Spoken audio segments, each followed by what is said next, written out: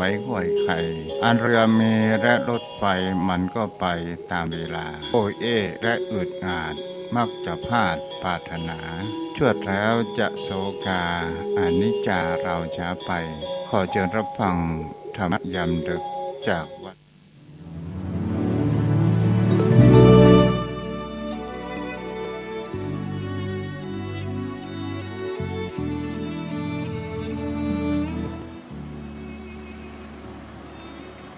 ขอยกมือ10 นิ้วกับนอบน้อมบันตาน้อมระลึกถึงอย่างพระผู้มีพระภาคเจ้าอรหันตสัมมาสัมพุทธเจ้าพระองค์นั้นด้วยเสียงก้าวของข้าพเจ้าขอกราบนอบน้อมบันตาน้อมระลึกถึงอย่างพระสัทธรรมขององค์สมเด็จพระผู้มีพระภาคเจ้าพระองค์นั้นด้วยเสียงก้าวของข้าพเจ้าขอกราบนอบน้อมระลึกถึงอย่างพระสงฆ์สาวกขององค์สมเด็จพระผู้มีพระภาคเจ้า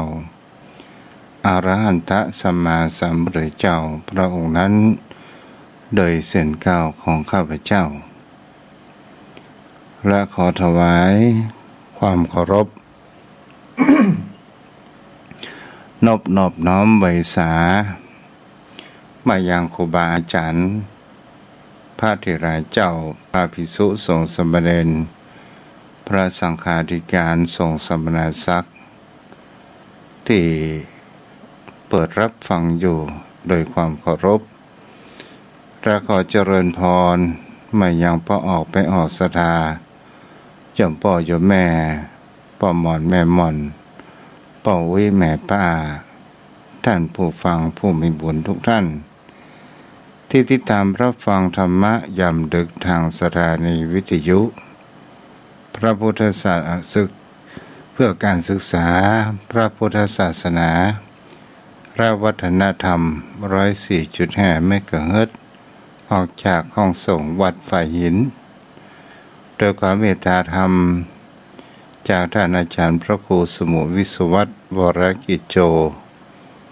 ผู้มีความมุ่งหมายในการเผยแผ่ธรรมและก็ได้ออกในนามของคณะสงฆ์จังหวัดเชียงใหม่และคณะสงฆ์อำเภอสันทรายมาอยู่เป็นประจำทุกวันพุธในคืนวันพุธและตอนเย็นของวันพฤหัสและวันศุกร์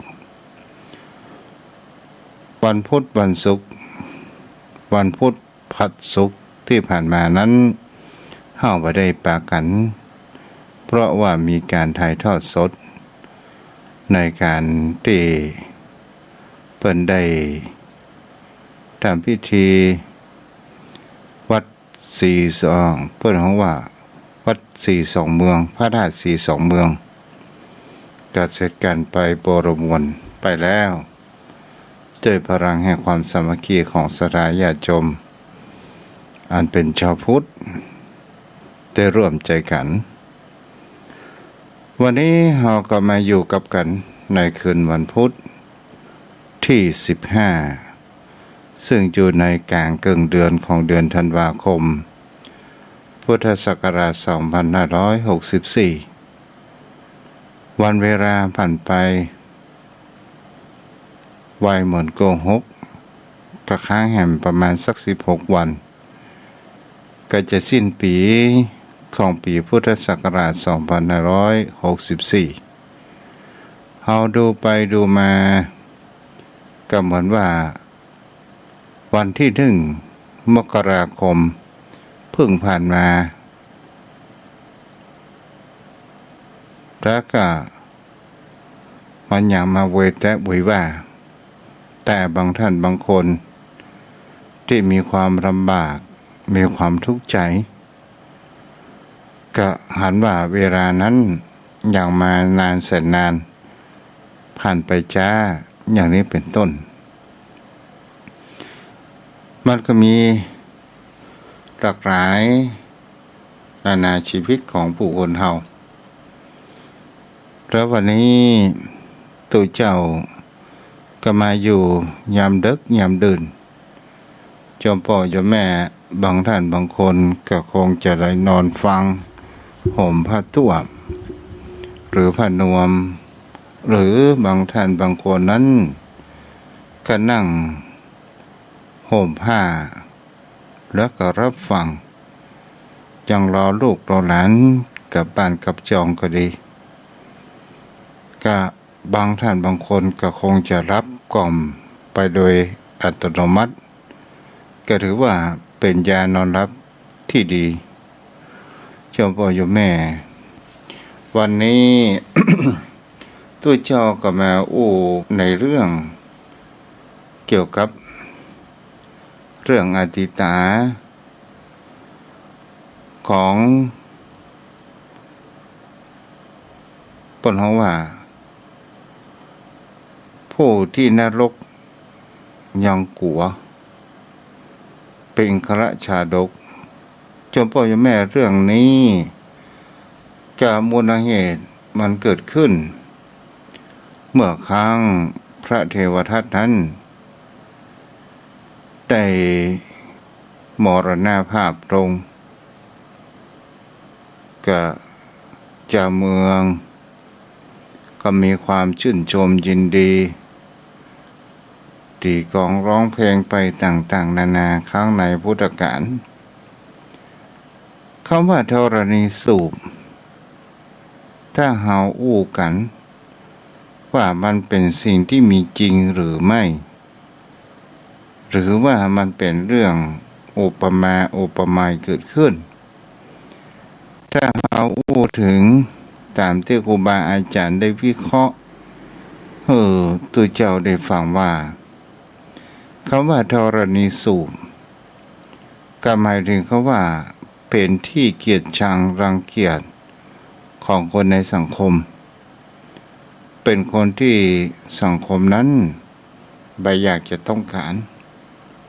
ก็คือหมายถึงบุคคลประเภทเช่นใดเล่าก็คือเป็นบุคคลที่อยู่ที่ไหนยุ่งเหยิงที่หั่นอยู่ที่ไหนอวดดีอวดเบ่งไปต่างๆนานาเกิดขึ้น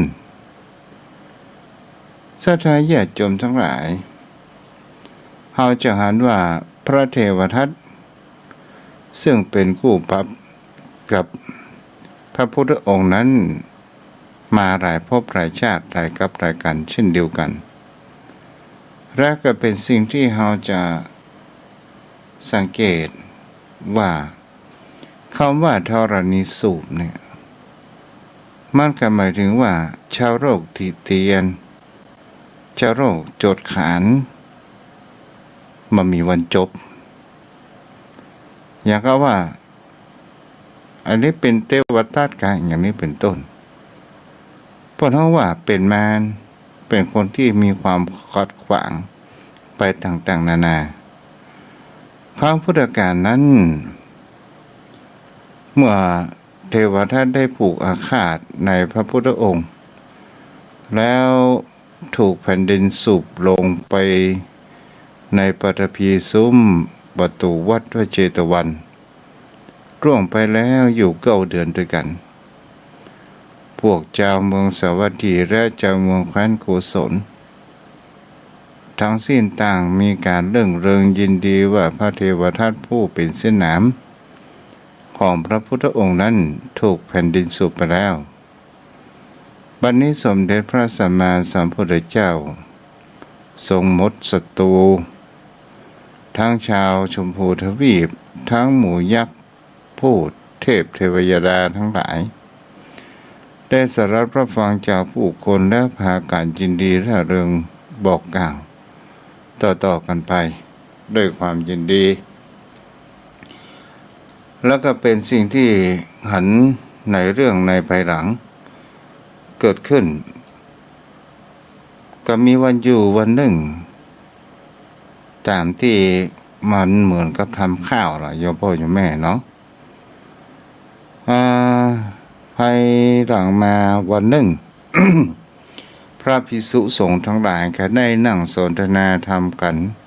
ในโรงธรรมสภาทกปัญหาเกี่ยวกับเรื่องพระเทวทัตถูกแผ่นดินสูบไปมหาชนทั้งหลายต่างกระร่าเริงและยินดีชักธงต่างๆนานาชนิดเกิดขึ้นตลอดจนถึงตั้งน้ำหม้อไว้เต็มตั้งน้ำหม้อไว้เต็มและบริการกันและกันฉลองกันเล่นมหรสพกันอย่างอึกระเริกด้วยความยินดีว่าเป็นลาภของตนแล้วที่พระเทวทัตนั้นได้มรณภาพไปโดยการถูกแผ่นดินสูบพระบรมศาสดาเสด็จขึ้นไปถึงในโรงธรรมสภาเมื่อพระภิกษุสงฆ์เหล่านั้นได้หันอย่างพระพุทธองค์เสด็จมาก็ได้เงียบกันแล้วพระพุทธองค์นั้นก็ได้ตรัสถามว่าสนทนาธรรมเรื่องอะไรอย่างกันแล้วภิกษุสงฆ์ทั้งหลายก็บอกว่าโจทย์การกับเกี่ยวกับกันพระเทวทัตที่ถูกแผ่นดินสูบที่ได้มรณภาพลงเจ้าเมืองพระนครทั้งหลายต่างก็ยินดีแส่ซ้องไปต่างๆพระองค์ก็บอกไว้ว่าปัจจัยจัดนี้จัดเดียวแต่อันที่พระเทวทัตได้หมายปองทำร้ายตนตัวของเฮาก็อยู่หลายภพหลายชาติด้วยกันเมื่อเหตุการณ์เช่นนี้พระองค์ก็ได้นำเรื่องมหาปิงครชาดกที่เกิดขึ้นได้เรื่องอดีตชาติเขาเป็นพระโพธิสัตว์ในเรื่องนี้บอกว่าในอดีตการมานานมาแล้วเมื่อพระเจ้ามหาปิงคละเสวยราชสมบัติอยู่ในเมืองพาราณสีที่มีทรงพระนามเช่นนั้นเพราะว่ามีในตาบดำก็คือมีในตาขาวและมีสีเหลืองเหมือนตาแมวเพชรตาแมวกันเนาะมีในตาเหลืองให้เกียรติสวกนักแก่สถานญาติโยมทั้งหลายส่วนพระโพธิสัตว์นั้นเสด็จอุบัติขึ้นเป็นพระโอรสของพระเจ้ามหาปิงคระในสมัยนั้นพระเจ้าปิงคระเป็นผู้ครองแผ่นดินด้วยอธรรมมามีทศทิราชธรรมอย่างสักอย่างโดยความบัดเสมอภาคทรงได้ทำบาปกรรมด้วยอำนาจเพราะว่ามีอคติทางด้านสันดาคติรำเอียงเพราะรักอย่างนี้เป็นต้นศรัทธาญาติโยมทั้งหลายมีการเบียดเบียนรีดไถประชาชนโดยอาญาแผ่นดินต่างๆคดรีดภาษีรีดเงินท่องเหมือนกับว่าบีบแกะเพื่อเป็นน้ำมันหรือว่าเหมือนกับว่าที่บีบน้ำอ้อยเนาะจนไม่มีน้ำมีความยั่วมีความเพราะว่ามีความหยาบช้าเป็นคนที่ว่ามีนิสัยเอาตัวเองว่ารักกับรังแกทั้งภรรยาหรือว่านางสนมของตัวเองนางกำนันของตัวเองตลอดถึงพระราชโอรสที่อยู่ในวังทั้งหมู่อามาตย์ทหารประชาราษฎร์ต่างๆก็ได้ความเดือดร้อนการไปทุกข์หย่อมย่าเพราะว่าเจ้าแผ่นดินไปอยู่ในทศพิธราชธรรม และก็เป็นสิ่งที่จะหันและมีความเหี้ยมโหดในการประหัตประหารกันเกิดขึ้นสลายญาติโยมทั้งหลายคนเฮานั้นถึงจะเป็นใหญ่อย่างใดก็ตามวันสิ้นสุดของคนเฮานั้นมันก็มี เมื่อคนเฮานั้นมีความหลงระเริงในอำนาจมีความหลงระเริงในฐานะที่ถูกกล่าวเป็นอยู่มันก็ต้องมีวันที่สิ้นสุดของผู้คนเฮาก็ตามนั่นก็คือพระเจ้ามหาปิงคระนั้น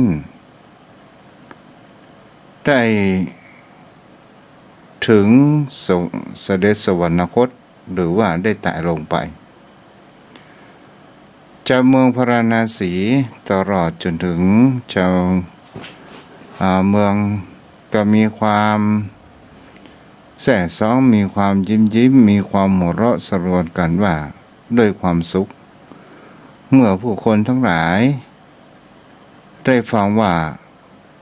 พระเจ้าแผ่นดินสวรรคตแล้ว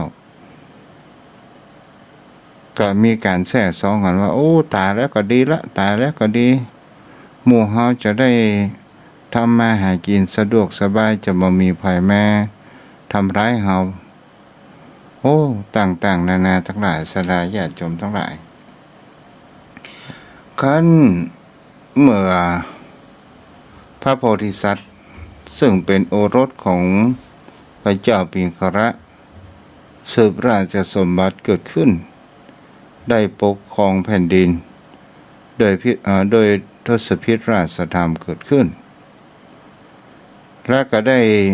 ถวายพระเพลิงพระศพด้วยหลัวตึงร้อยลำล้อสถา100 ลำล้อแล้วก็น้ำมันแหมเป็นพันหม้อบ่ฮื้อเรือลอยอย่างสักอย่างก็โดยเจ้าเมืองพร้อมใจกันได้อภิเษกได้อภิเษกพระโพธิสัตว์ขึ้นของราชด้วยความสมณะยินดีเจ้าเมืองทั่วหน้าทั่วตาหานว่าพระโพธิสัตว์เป็นผู้ทรงธรรมกตังคนกตังมีความรื่นเริงและมีความคลึกคลื้นกันโดยประดับประดาด้วยธงทิวสร้างไว้ประยังประตูหน้าบ้านโปรยข้าวตอกไม้เกิดขึ้นและก็ได้มีการกินเลี้ยงด้วยความอิ่มหนำสำราญต่างๆศรัทธาญาติโยมทั้งหลายฝ่ายพระโพธิสัตว์นั้นเป็นผู้ทรงยศยิ่งอยู่บนรัตนบัลลังก์ภายใต้สวิตชัตรและกดับประดาโดยความเลิศอลังการพวกอามาตย์หมู่พราหมณาจารย์ขหบดีเจ้าพนักงานตลอดถึงยามประตูต่างๆก็มายืนแวดล้อมรอด้วยความแส่ซ้องและความยินดีเกิดขึ้นมีคนประตูยามคนหนึ่งก็ยืนอยู่ประกายที่ประทับตะใดได้ถอนหายใจแล้วร้องไห้ออกมาพระโพธิสัตว์ทอดพระเนตรหันแล้วตรัสถามว่านายประตูเธอร้องไห้ยี่หยังเพราะเหตุใดนายประตูจึงกราบทูลความในใจว่าข้าพระพุทธเจ้าจะร้องไห้เพราะอะไร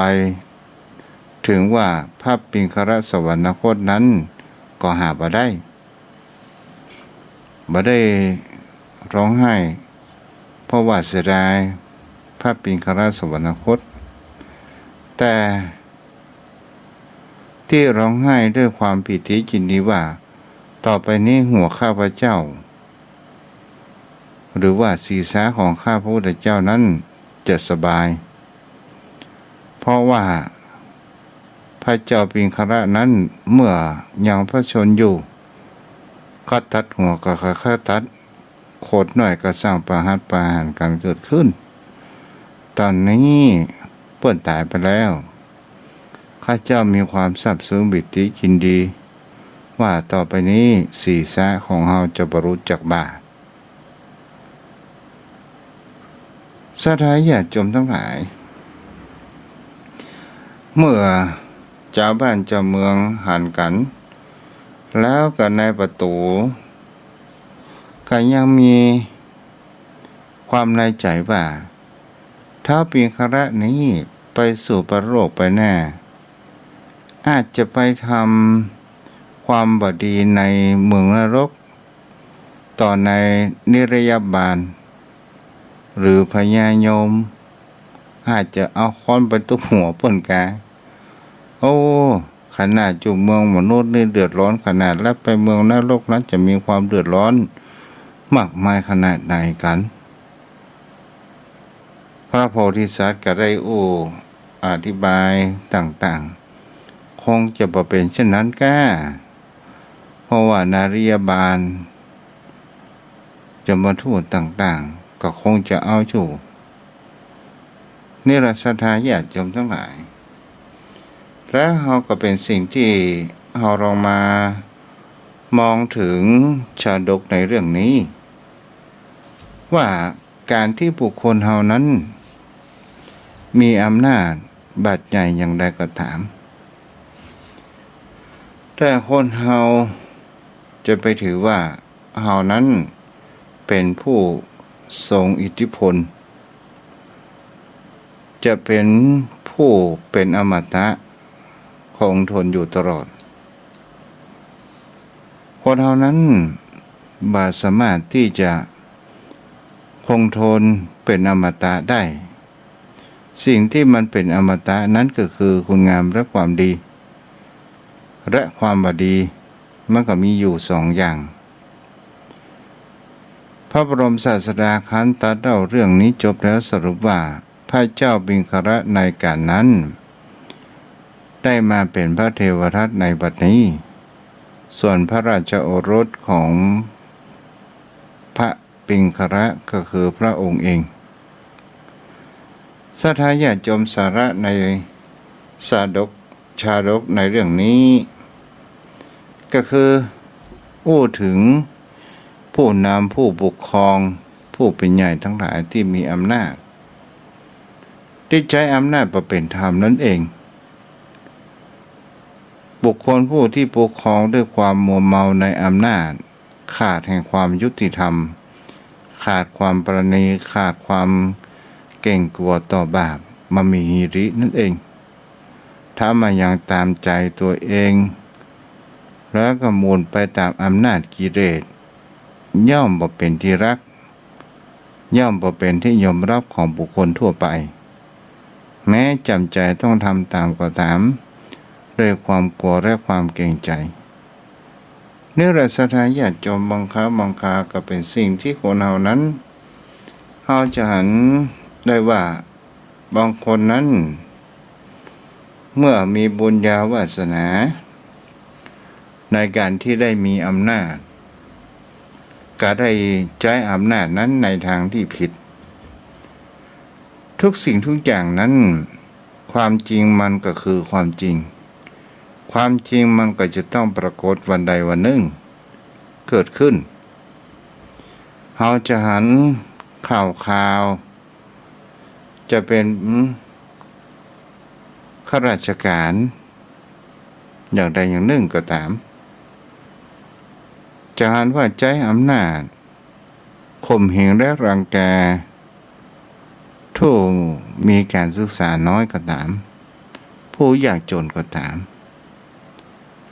แล้วจนทำให้ผู้น้อยผู้ยากจนผู้ได้บังคับบัญชาเกิดความเกรงกลัวเขาจะหันข่าวตำรวจปลอมก็มีตำรวจแท้ก็มีที่ไปโคตรรีดติดไถเจ้าบ้านเจ้าเมืองตลอดจนถึงข้าราชการที่รีดไถ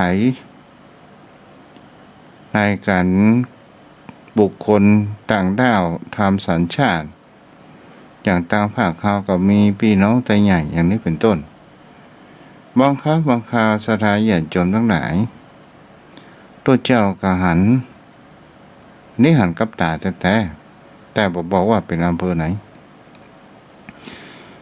หันว่าโอ้พี่น้องไตใหญ่ก็อยากจะได้สัญชาติไทยโอ้เป็น5 ปี6 ปีมาก่อนละก็ไปหันเปิ่นนับสตางค์แบงค์ปันโอ้ก็หลายหมื่นเหมือนกันแล้วเราก็ได้ลองสอบถามว่าโอ้ได้สตางค์มาขนาดนับสตางค์ขนาดได้เอามาอย่างโอ้เอามาให้กับปลัดโอ้สถานญาติโยมทั้งหลายเพื่อแลกแห่งความได้บัตรประจำตัวความเป็นคนไทยนี่แหละสถานญาติโยมทั้งหลายต่อมาเมินมานานปลัดคนนี้นั้นก็ได้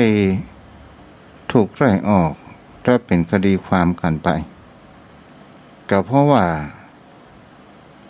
หากินด้วยความลำบากของผู้คนหากินบนหลังคนเปิ่นอุตสาห์เก็บหอมรอมริบเงินทองเปิ่นตรงๆกับว่าทำได้ก็ทำได้ทำบ่ได้ก็บ่ได้อันนี้ก็จูเปิ่นเอาเงินมาตั้งอันตั้งอี้อย่างนี้เป็นต้นมันก็เป็นสิ่งที่คนเฮานั้นก็หาได้กรรมเวรมันก็มีจริงความจริงมันถึงปรากฏเกิดขึ้นนี่เป็นสิ่งที่คนเฮาหันได้ว่าเป็นผู้นำผู้คนผู้ปกครองประเทศต่างๆก็ตามยมพ่อยมแม่เฮาก็รองพ่อผู้นำประเทศบางครั้งบางคราวในอดีตเฮาก็ลองสังเกตดูว่าอย่างเช่นประเทศเวียดนามมีครั้งหนึ่งผู้นำประเทศนั้นเป็นผู้นับถือศาสนาอื่นเฮาง่ายก็คือนับถือศาสนาคริสต์แล้วผู้คนในประเทศนั้นนับถือศาสนาพุทธเป็นส่วนใหญ่แล้วทีนี้แกจะมาล้างในระบบเพื่อศาสนาพุทธนั้นหายไปจากเวียดนามก็เลยมีการประหารและมีการประท้วงกันและก็มีการประหารกันเกิดขึ้นข้าพระสงฆ์องค์ข้าเจ้าก็มีพระภิกษุสงฆ์ถ้าบ้านเฮาก็ฮ้องว่าสังฆราชเนาะผู้มีอายุเป็นผู้ปฏิบัติดีปฏิบัติชอบและก็ได้ถวายชีวิตไว้ในพระพุทธศาสนาและไม่ยอมจำนนต่อผู้ปกครองประเทศก็ได้เอาน้ำมันราดตัวและก็จุดไฟตราบนั้นสถานญาติโยมทั้งหลายเจ้าโลกก็ได้ประณามผู้นำเวียดนามตอนสุดท้ายผู้นำคนนั้นก็ได้ถูกยิงตายแบบอนาถนี่ก็เป็นสิ่งที่เราจะนะว่ากรรมเวรมันก็มีจริงเกิดขึ้นมันก็หลายสิ่งหลายอย่างด้วยกัน เหมือนประเทศเขมรสมัยเขมรแดงเจ้าพ่อเจ้าแม่อย่างก็ว่าทุ่งสังหารผู้คนตายเป็นล้านก็เพราะอะไรอย่างล่ะเพราะแห่งความโหดเหี้ยมและความขาดแห่งความเปิดคำว่าขาดความยุติธรรมมันก็ประต่างกับสัตว์เดรัจฉานต่างๆนานาก็ได้มีความโหดเหี้ยมจะบ้านจะจองก็มาโหเรื่องโหราวอะไรอย่างพัดฆ่าประหารกันเกิดขึ้นแต่ถามว่าเขาได้ชดใช้กรรมหรือไม่เขาก็ได้ชดใช้กรรมในคุกในตารางแต่ย่อแต่หยาบจนผู้คนทั้งหลายเมื่อเขาเหล่านั้นตายก็ได้มีความแสบซ้อนเกิดขึ้น นี่ก็เป็นสิ่งที่เราจะอาจได้ว่าผู้ปกครองประเทศบางครั้งบางคราวเมื่อมีอำนาจแต่ใช้อำนาจในทางที่ผิดแต่อย่าลืมว่ากฎหมายนั้นมันมีการเปลี่ยนแปลงได้แต่คนเราหลีกเลี่ยงกฎแห่งกรรมนั้นบ่ได้มันจึงปรากฏเหมือนกันแน่นอน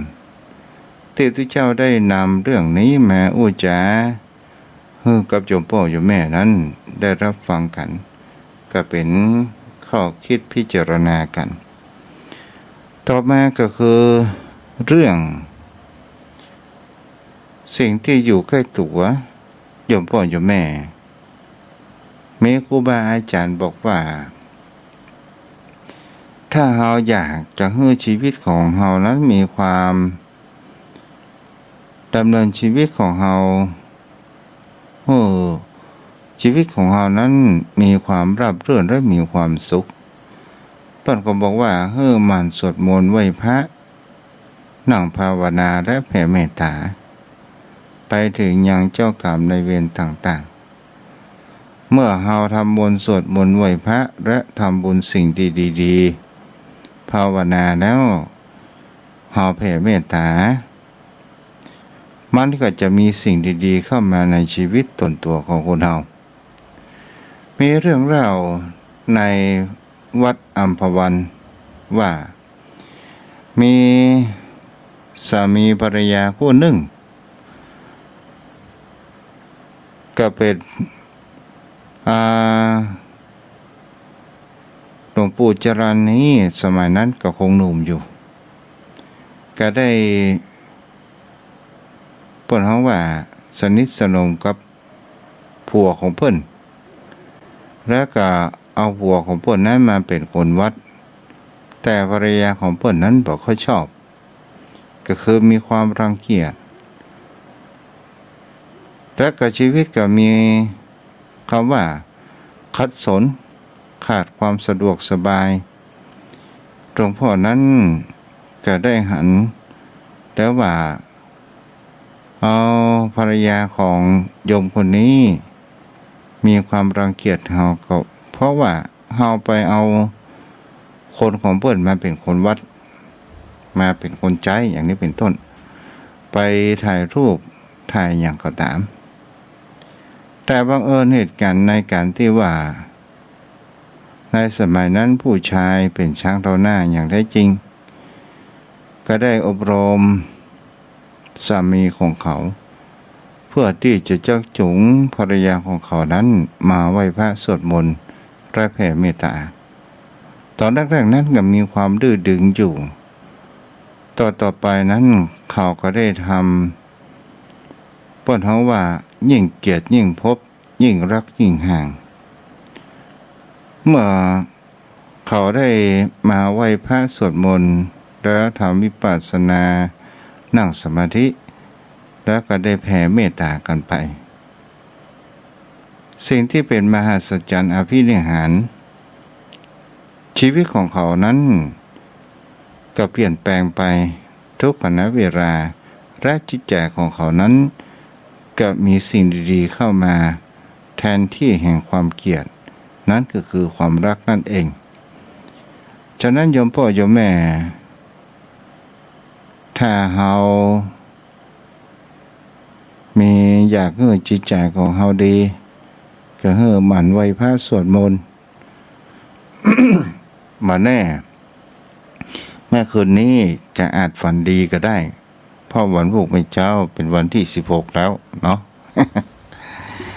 ระโยมพ่อโยมแม่สมกว่าระเวลาบ่ดึกเกินไปเนาะบ่น้อยเกินไปบ่ยาวเกินไปมากพอหายพอดีตอนนี้ก็โทรมาได้เด้อโทรมาได้เนาะที่เบอร์โทร063-163-9950เปิดสายหน้าใหม่เนาะหน้าหนาวก็หนาวดึกเว้ยเนาะเจ้าพ่อเจ้าแม่ก็ระมัดระวังเรื่องสุขภาพด้วยเด้อปวดก็หนาวปวดก็ร้อน เจริญพรไร้ชาเจ้าวันนี้บัลลับเจ้าวันนี้ฟังจ้ะเป็นได้พ่อแม่วันนี้โอ้นี่รู้ดีเจ้าอันอยากเป็นหัวหน้ายังเป็นก็หลวงเป็นอย่างนี้เนาะถ้าทำได้เป็นแล้วมาเอ็นมานี้เห็นเขามันตึงได้เป็นละลงอบตลงเทศบาลเลยสทยังเขาก็เมาแล้วมีว่าสารปีมีว่าแม่มีเจ้ามีจ้ะเจ้าก็มาเอ็นแต่ชาวบ้านเราดึงมันได้เจ้าแม่เจ้ากำลังใจนะเจ้าบุรักษาเลยโทรเข้ามาได้เนาะ063-163-9950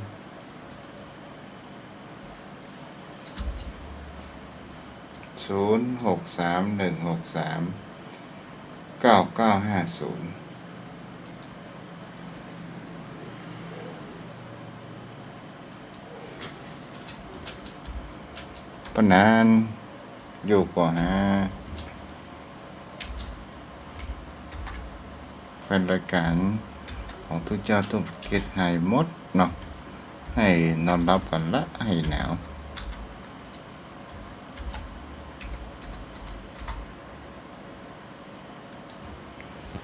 โทรเข้ามาได้เด้อ063-163-9950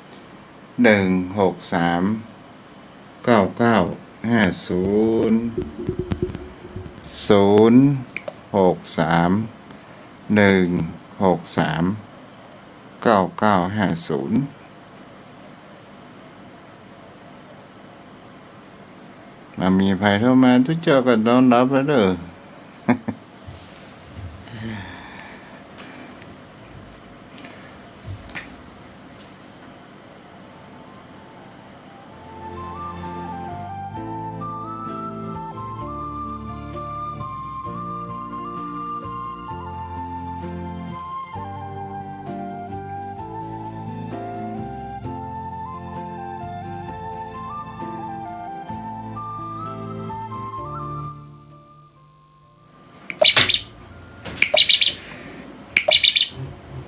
เจริญพรพรกันครับเจ้าหายไปแล้วหลายวันแล้วพ่อนะจ้าหลวงพ่อการเย็นเนอะได้ยินไหมครับจ้าหนาวไหมเชียงดาวแล้วเชียงดาวไหมหลายอันก็มาแล้วคงจะหลับแล้วมั้งครับการครับจ้ารักษาหลวงพ่อติดรับฟังอยู่โทรมาได้ป้อนันสายันแล้วก็485ของไผ่เนาะเจริญพรป้อนันบ่ได้ปากติด1เนาะครับแปดใจไว้สาบารมีศีลธรรมกรรมฐานท่านเจ้าครับโอ้เหมือนดึงหายไปเมินเนาะท่านเจ้าเนาะได้ฟังและท่านเจ้าได้อธิบายธรรมะคำสอนวันนี้ท่านพระพุทธนะครับวันนี้มาตีความหมายคำว่าธรณีสูบกำลังก่อนนะผมก็มันนึกถึงนายธรณีสูบอย่างที่ท่านเจ้าในความหมายอธิบายมันคงจะมี2นัยยะด้วยกันนะท่านเจ้าเนาะยังคงคิดดูนะเพราะว่าประการที่1ในเรื่องธรณีสูบถ้าความหมายโดยตรงอันนี้มันก็คงมันอย่างท่านเจ้าว่าเป็นอจินไตยเนาะที่ว่าธรณีสูบอันนี้ถ้าเฮานึกไปแล้วเฮาก็คือเข้าใจว่าอาจจะเป็นความจริงแต่แห่งประการหนึ่งผมว่าธรณีสูบนี้คงจะเป็นเหมือนกับประชาทัณฑ์นะท่านพระคุณเจ้าก็ประมาณนั้นเนาะผมว่าบางคนเขาจะลุมกันเหมือนลุมกันอะไรลุมกันตุ๊บกันตีสลบไปกันหรือว่าทุกทรมานอย่างเหมือนนักโทษไปเดียวที่นักโทษที่อย่างไปสมมติไปข่มขืนกาไปฆ่าพ่อฆ่าแม่เนี่ย วลาเปิ้นเอาไปทำแผนเนี่ยมันก็ถูกคนลุมทำร้ายเนี่ยเจ้าหน้าที่ต้องเกิ้งจะต้องกันไว้ครับธรณีสูบนะเพราะว่าธรณีสูบนี่ความหมายของผมถ้าว่ามันผิดไปได้ก็ขอสุมาภัยแล้วเนอะว่าอันบัดได้ก้าวล่วงบัดได้ก้าวล่วงอันนี้ก็คือครูบาอาจารย์เพิ่นได้วิเคราะห์สมัยที่เจ้าเฮียนเพิ่นก็ว่าถ้าว่าธรณีสูบเนี่ยพวกท่านคิดอย่างไรเพราะว่าแผ่นดินยุบดูดไปอย่างเงี้ยเนาะ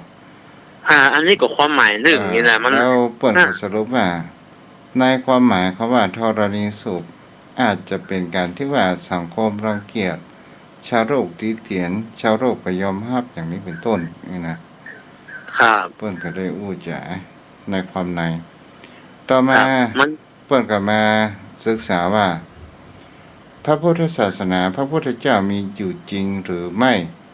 เพิ่นตั้งคำถามต่างคนก็ต่างถกเถียงกันว่าก็มีแค่เฮาก็หันประเทศอินเดียมีหลักฐานปรากฏอยู่อันนี้ต้องมีท่านพระคุณเจ้าบอกว่าถ้าว่าเป็นเรื่องแต่งขึ้นมาใครเป็นผู้เรื่องแต่งมาอย่างมามีเหตุอัศจรรย์เกิดขึ้นต่างๆนานาเกิดขึ้นเนาะมันก็มีหลายเรื่องราวที่เพิ่นว่าอย่างเช่นรักธรรมเนี่ยรักธรรมมันอิงกับของธรรมชาติแล้วจังอันได้ว่าเพียงแค่พระองค์หยิบมาเพียงแค่กับมือเดียวเท่านั้นหมู่เฮาก็ยังศึกษาประวัติประวัยยังบ่ฮู้แก่นลึกซึ้งไปจนถึงว่าเฮาจะไปอย่างไรพระองค์ก็ชี้แนวทางสรุปเพื่อเฮาว่าให้เฮามีศีลสมาธิปัญญาเด้อเพื่อเฮาดำเนินทางไปทางด้านนี้เนี่ยก็จะทำให้เฮาพูดเฮาว่าสามารถที่จะเดินทางไปสู่แห่งความหลุดพ้นได้มันเป็นเสบียงเนาะ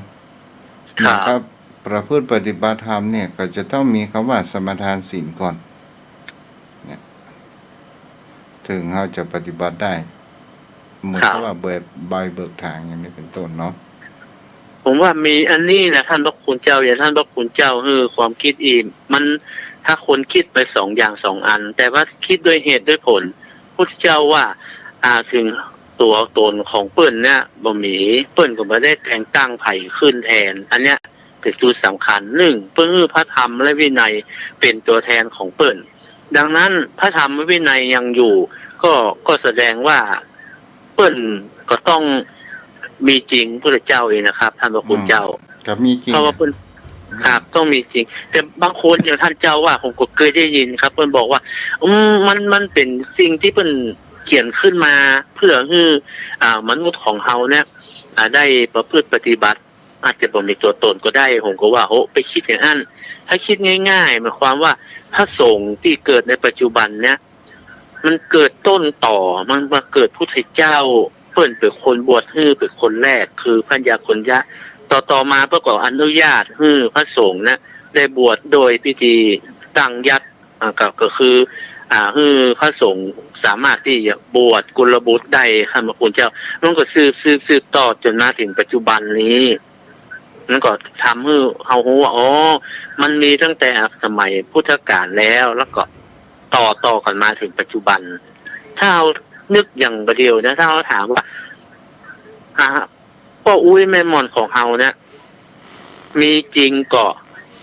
เขาก็ว่าก็ต้องมีถ้ามันบ่มีพ่ออุ้ยแม่มอนเฮาก็จะเกิดมาได้อย่างใดเพราะมันต่อกันมาถึงเฮาเลยท่านเจ้าก็พ่อหนาผมก็คือพ่อหนาผมก็คือมีความเข้าใจดีเพราะว่ามันสืบกันมาและพุทธศาสนาเป็นศาสนาอาเทวนิยมมันมีคำว่าเทพเจ้าใดๆทั้งสิ้นเนาะครับอย่างท่านเจ้าว่ามันเป็นนั้นธรรมชาติมันเป็นธรรมะจากธรรมชาติมันเข้าใจง่ายเลยท่านพระคุณเจ้ามันจะบันหนีไปไหนมันอยู่กับธรรมชาตินะท่านเจ้าก็คือกฎเกณฑ์ของธรรมชาตินั่นเองน่ะเนาะครับดีที่เพิ่นแยกค ำสอนออกเป็นหมวดเป็นหมู่อันนี้มันง่ายต่อการปฏิบัติท่านพระคุณเจ้านะผมก็ไม่คิดว่าโอ้ภูมิปัญญาของครูบาอาจารย์เนี่ยเปิ้นแยกคำสอนของพระเจ้าเป็น3กล่องด้วยกันคือพระไตรปิฎกเพื่อมันง่ายในการที่เฮานำมาปฏิบัติได้ง่ายนะท่านพระคุณเจ้าครับแม่นครับก็นับว่าเป็นของที่ล้ำค่าที่สุดครับคำสอนของพระเจ้าเนี่ยไม่มีใครที่จะได้คือขัดแย้งอะครับขัดแย้งไม่ได้เพราะมันเป็นเรื่องความจริงและมีเหตุผลสิ่งนี้เกิดสิ่งนี้ถึงเกิดนะท่านเจ้าแต่คนเฮาเนี่ยไปติดอยู่ในเรื่องพิธีประการหนึ่ง2ติดเรื่องอิทธิฤทธิ์เนาะ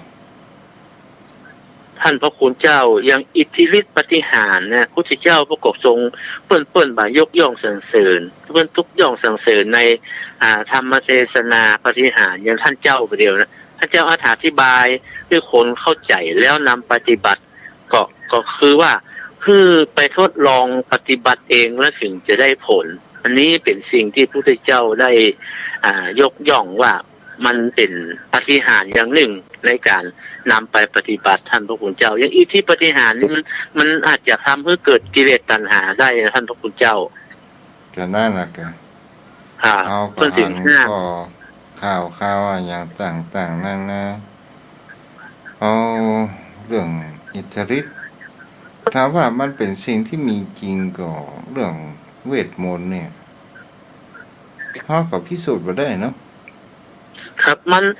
ถ้าคนเฮาฮู้ข้อเท็จจริงฮู้ถึงเหตุถึงผลแล้วถ้าอู้ง่ายๆก็คือถ้าคนเฮามันมีปัญญาที่พิจารณาถูกต้องแล้วมันก็บ่งมงายนะพระคุณเจ้าแต่บางคนถ้าแบบพิจารณาถูกต้องท่องแท้ก็อาจจะงมงายอย่างท่านพระคุณเจ้าว่านะคนเฮาสติปัญญามันแตกต่างกันท่านเจ้าบางคนก็เชื่อเลยบางคนก็ต้องไปดูไปคิดก่อนว่ามันจะเป็นจริงหรือไม่ท่านเจ้าจะมันมาตั้งแต่พุทธอดีตกาลแล้วที่อู้ถึงความเชื่อความเนี่ยนี้มันบางคนมันก็ต้นถึงว่าถ้ามีศรัทธาก็คือมีปัญญาติดตามตัวครับเป็นสิ่งที่ถูกต้องท่านพระคุณเจ้ามันต้องใช้ปัญญาเอาพิจารณาตัวว่ามันถูกก่อมันแปลกครับผมพ่อนานหมดเวลาละคำนี้พ่อนานว่าพื้นฐานของมนุษย์ของคนเฮาเนี่ยนับถืออย่างมากที่สุดนะเพราะว่าเรื่องเก่าๆนี่มันนับถือผีครับเจ้าบรรพบุรุษของเฮานะมันจะนับถือความเชื่อคือเทพเจ้าโดนบันดาลช่วยเหลือแล้วมันคือบัตรใจความสามารถของตัวเองท่านเจ้าสรุปได้ก็คือเรื่องผีครับอันเนี้ยมันมีมาตั้งแต่อดีตกาลบัดเดี๋ยวนี้ก็ยังหลงเหลืออยู่ว่ายังบัดใจสติปัญญาความคิดของตัวเองนึกถึงเหตุถึงผลว่ามันต้นต่อมันเกิดจากอะไรอย่างคือมันแน่จริงเดี๋ยวก่อนแล้วถึงเชื่อลงไปแล้วบัดถ้าว่าเชื่ออิทธิฤทธิ์หรืออำนาจของผีท่านเจ้าทุกสิ่งทุกอย่างมันเกิดคำศักดิ์สิทธิ์บัตรศักดิ์สิทธิ์อย่างต่างๆเนี่ยมันเกิดมาจากไหนความเชื่อกับท่านเจ้าไม่ใช่ถึงว่าสิ่งที่เขาอย่างเขาว่าคือจะอย่างเขาว่าจะไปแย่อย่างอันบดีอย่างนี้เป็นต้นเนี่ยมันมาจากไหนความไม่รู้หรือเปล่าท่านพระคุณเจ้าไม่ใช่มาจากท่านพระคุณเจ้าลองสรุปมาจากปากคนเฮาเนี่ยกันเล่าสืบต่อกันเนี่ยท่านเจ้าเนาะเจ้าเหมือนเห็นทรงบาทนะกันเนาะเรื่องเห็นทรงบาทนี่นะท่านผมก็ได้ยินนะเจ้ามันคือปฏิบัติตามกันแต่บ่ได้รู้ถึงเหตุผลเนาะท่านเจ้าเนาะถูกต้องแต่ผมก็ยังเปิ้นบ่ได้แก้ไขว่าที่เปิ้นส่องนะด้วยเหตุอะไรอย่างแต่เข้าใจนะว่ามันทำต่อกันมาแต่ว่าเหตุผลที่แท้จริงของเปิ้นน่ะมันคืออย่างปาดหัวกันอย่างใดผมยังคิดอยู่นะครับแต่เปิ้นบ่ได้บอกไว้ว่าที่ทำนี่เพราะเหตุนั้นแต่คนมันบ่ได้รู้ถึงเหตุผลมันก็ทำต่อกันมาแล้วก็อธิบายบ่ได้ครับว่าทำไมถึงส่องตอบง่ายๆก็องค์กรเขาก็ส่องเขาก็ปฏิบัติธรรมเนียมกันมาแบบนี้ มันไม่ได้บอกถึงเหตุผลไว้ก่อนนะท่านเจ้าเนาะ ก็เลยทำต่อๆกันมาครับ จ้าวบุญรักษาเด้อพ่อหนาง ครับกราบไหว้สาบารมีธรรมท่านเจ้านะครับขอกราบไหว้สาครับ อ้าวไผ่จะโทรมาอ๋อจะโทรมา485ของไผ่โทรมาได้เด้อ0631639950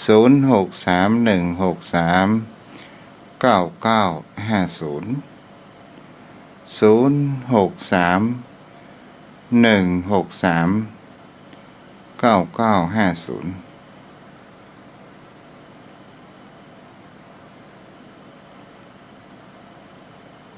ขออนุโมทนากับโยมพ่อโยมแม่ที่รอรับฟังกันเป็นอยู่เป็นกู้เป็นกิมกันเด้อเนาะตอนพวกไม่แรงเขากับปากัน เจริญพร ครับเอาคู่ผมเนี่ย อ่า ผมอยู่ไม่ร้อนนะ จ้าเอามาคู่อยู่ ดี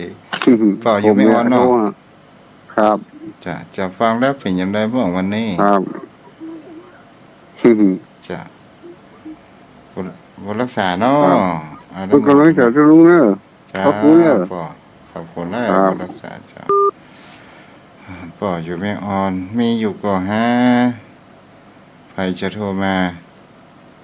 0631639950 0631639950สถานญาติโยมแห่งปกิวันกับสิ้นปีทางวัดทุ่งปะเกตก็มีการสวดสระนพเคราะห์แล้วก็สวดมนต์ข้ามปีแล้วก็ข้ามไปก็สืบชะตาไปในตัวเลยเนาะข้ามปีก็เข้าสู่วันใหม่ก็สวดมนต์ข้ามปีสืบชะตาไปเลยเนาะโยมพ่อโยมแม่ท่านใด